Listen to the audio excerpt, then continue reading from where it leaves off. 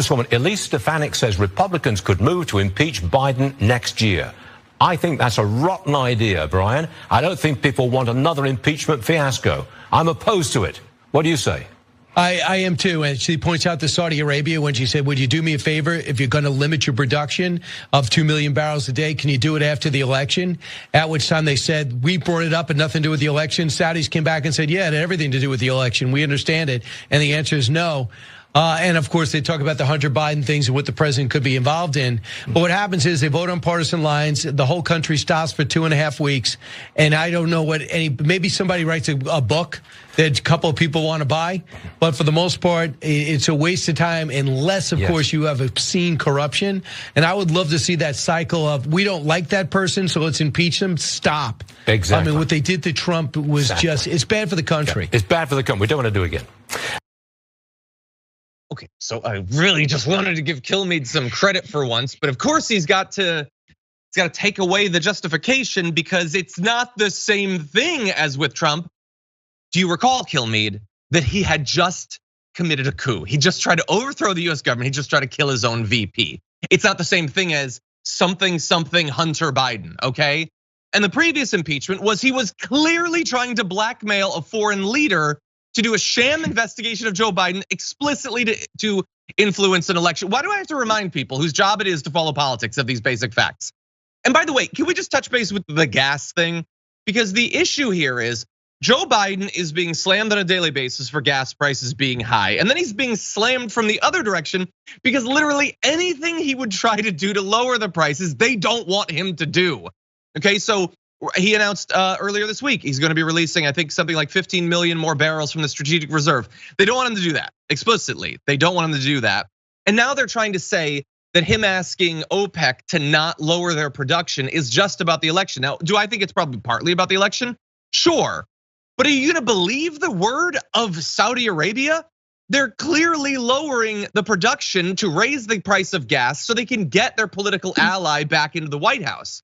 And after they do that, and Biden does his literal job as president, which is to advocate for the American people and telling them not to do that. Could you please not do that thing?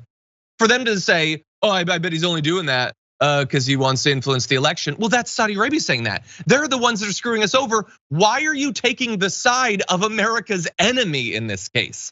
And they just naturally do because they complain about gas prices being high, but they do not have a problem with gas prices being high. They desperately want gas prices to continue to go up so they have an easy thing to slam Biden on that is very difficult for Biden to actually solve because the president actually has very little direct control over the price of gasoline.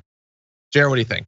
I get that this thing was about impeachment and I really want to give them credit, but they're being insane. They can't ever fully see it. They felt that as well. They felt that there was a little bit of normalcy and reality to their discussion, like, well, this is weird. We got to shake this.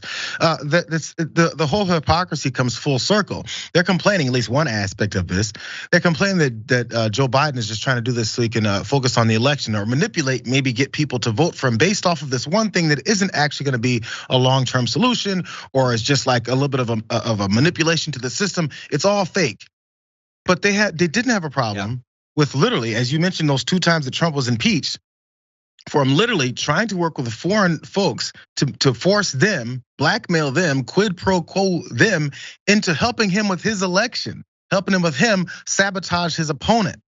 And then the second time, as you point out, the January 6th stuff with him running up all of his foot soldiers on the Capitol to literally attack democracy. So you're mad at Joe Biden for trying to get some votes based off of some moves and actions that he makes, and that's egregious. But you're not upset about the things that Trump did to manipulate his election. And by the way, the other part about that, I think the reason that Kilmeade and forget this guy's name, were both on that one thought for a second was they're like, well, yeah, we're the pundits. We're supposed to be over the top and have these cartoonish thought processes of, well, if they impeached him, because they did say this. This is why Elise Stefanik went in saying all this. She thought that the Hannitys, and maybe he is on board, and the Fox and Friends of the world for the past several years have been saying, well, as soon as we're getting back in power, bro, we're gonna do the same thing to you. And she went, I thought that's how we win. We're all just clownish. This is clownish behavior, that's what we're supposed to do. I'm sure she's surprised that they said, Elise, what are you talking about? This is gonna destroy the country. Because this is what y'all's idea was.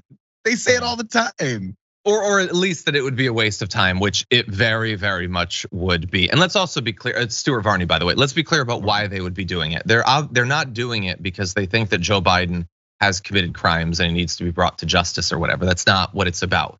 What it is about is not applying an equal standard. What it is about dropping the standard for literally everyone. This is what they always do. When they do something insane, like for instance, trying to overthrow the US government or whatever, they committed insurrection. They then take anything that the Democrats say, like we want to pass a voting bill, and they call that an insurrection. They do that not because they're worried about it being an insurrection, but because they don't want the word insurrection to mean anything. And in the same way that they try to disarm language, they try to disarm consequences. Impeachment is supposed to mean something. So for instance, you hold it for important things like trying to overthrow the US government or cheating or something with Clinton. I don't know, that's what they tried to do it for. It's supposed to be for something important. If now though, he's being impeached literally every day for whatever someone on OAN comes up with, then in the future, when it is attempted to be used against Republicans if they break the law, it doesn't mean anything anymore. They don't want anything to mean anything. They want everything to go. You can just do whatever you want. Words have no meaning. There are no consequences for everything.